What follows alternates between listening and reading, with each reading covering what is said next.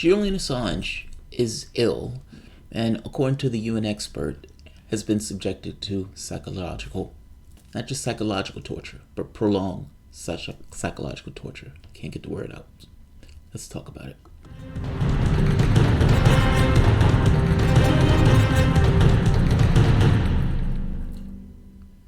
So, right now, Julian Assange is being held in Belmarsh Prison. This is, from what I understand, to be the Guantanamo Bay of the prison of the UK.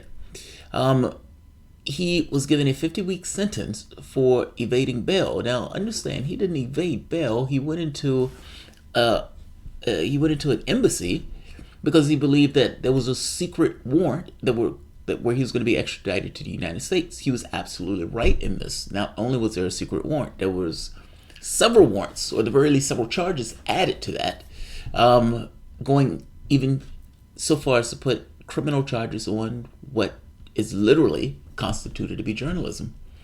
But in this very specific instance, though, he has several extradition cases that are up. One for the United States and one for Sweden. It's almost like if one doesn't get you, the other will. It is unclear on which one will come first, meaning which one will take priority. But the extradition case that was supposed to take place on Thursday, he was too sick to attend to. Now, not just too sick to attend to, the lawyer explained that he was not even able to communicate with him in any substantial way where he could represent him in any decent fashion. This looks bad.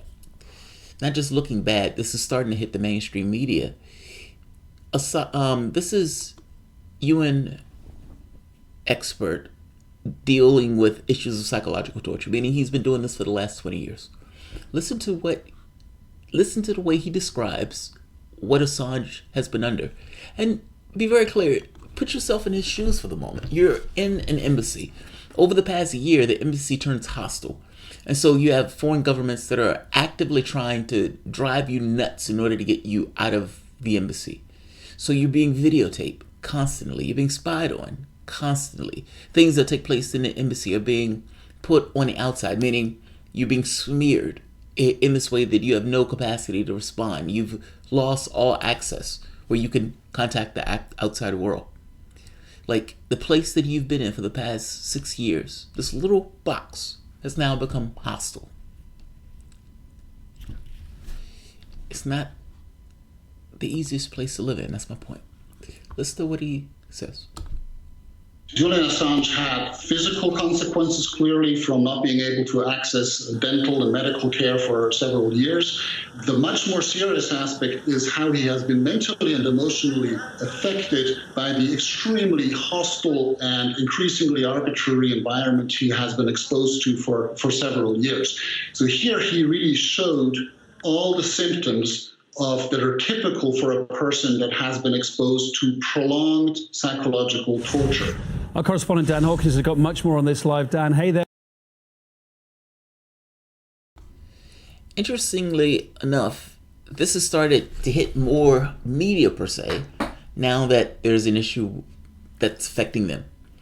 Meaning mainstream media pays more attention to this now that they're on a chopping block. They find themselves in a certain degree of odd solidarity with Assange because of the case or the charges that have been placed against him. Those charges, as they understand it, affects them. It can absolutely affect them. And not just affect them, it's also this thing that they hate Trump. So this adds another layer to this where they're allowed to hit Trump on this issue of jumping the shark. Look, what it boils down to is it seems like he is in ill health. It is unclear how bad their health is.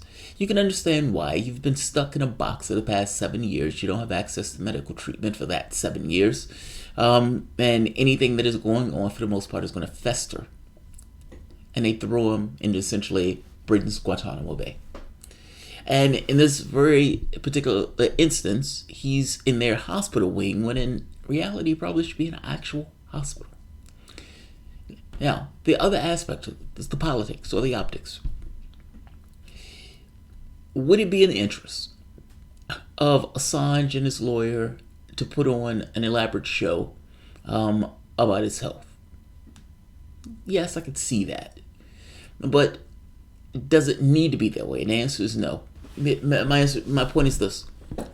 It is very possible, not just possible, extremely plausible, that if you're stuck in an embassy for that long without able to get access to medical treatment, and there's been issues over the course of the time he's been there where this has been an issue, then it's absolutely plausible that what is being said is true. Meaning that he is ill, that he does have some kind of health issue that he wasn't able to attend to while he was in the embassy. But yeah, being a cynic, it's also possible that this is done in order to kind of slow down the political process. Meaning you use everything in your toolkit in order to gum up the works, to change the optics of the situation, especially when you have media on your side, essentially egging this on. Because I gotta be honest, this has been all over. Beforehand, nobody cared about Assange. Now, everybody cares. It's on Fox News. It's on Washington Post, New York Times. I got a thing about it in my mailbox, but everybody cares now because everybody's head is on the line.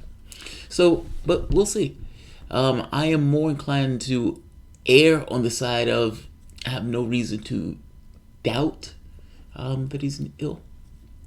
And if he is, like, it adds to this notion of, oh, it sucks. Like, even if Assange beats this, like, say for the example that this gets dragged out and 2 years later Britain doesn't hand him over, he gets handed over to Sweden, who hands him over to the United States, in which case it gets to the US court system where he wins. Let's say on day one he wins. This is still what, 7, 8, 9 years of his life that's been gummed up in this. It's almost like a prison sentence in and of itself. And not just a prison sentence, it's almost worse to some degree because you have this sword of Damocles always hanging over your head, willing to chop your head off, where you're always in this uncertain political climate. Yeah, it is a certain degree of psychological torture. And yeah, you could totally understand why he would exhibit the symptoms of somebody who was put under just constant, persistent stress. Yeah, I could totally see it. All right, I'm not going to keep this one long. I just wanted to give an update on what was taking place with Assange. Mr. Broken asks, thank you for covering this action for Assange. Yeah, man, I cover this because I think it's a big deal, and I think it should be covered. These videos don't get that many views, but it has more to do with like I want to have stuff on record of saying, look, this is a fail. We're going after somebody who's essentially publishing truthful information. Think about that. Like, factually true information. There's never been a situation with Assange and the information that he put out has been shown to be false. They're going after him because the information is true, which gets across this notion of, whose toes is he stepping on if what he's putting out is true, and what is the narrative that they want you to put out if what he is putting out is true. There's also this problem,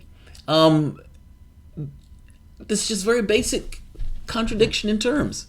You have a government, and that government you are supposed to be philosophically responsible for. Meaning you are supposed to be in charge of your government, not the other way around. And then you're supposed to be in charge of your government. To some degree, that means you need to know what your government is doing. If you don't know what your government is doing around the world, how can you ever be in charge of something that you don't know what it's doing? It's completely in the black.